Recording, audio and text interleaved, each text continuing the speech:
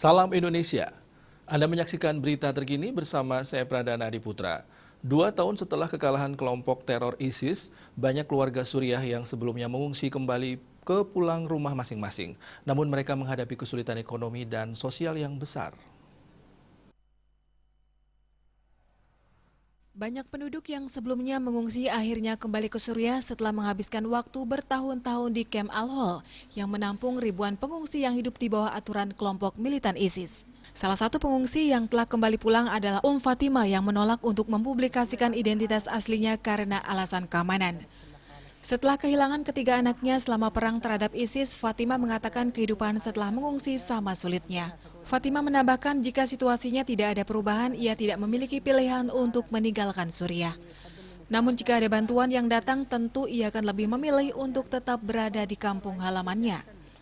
Seorang aktivis bernama Ahmed Sawak, pria yang mensponsori pembebasan banyak keluarga termasuk keluarga Fatima dari Camp Al-Hol mengatakan, kesulitan ekonomi dan sosial yang dihadapi keluarga yang pulang dari pengungsian masih menjadi tantangan.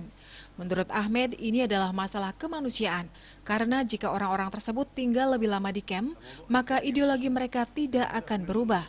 Membawa para pengungsi ke rumah dan keluarga mereka akan membantu reintegrasi mereka ke dalam masyarakat.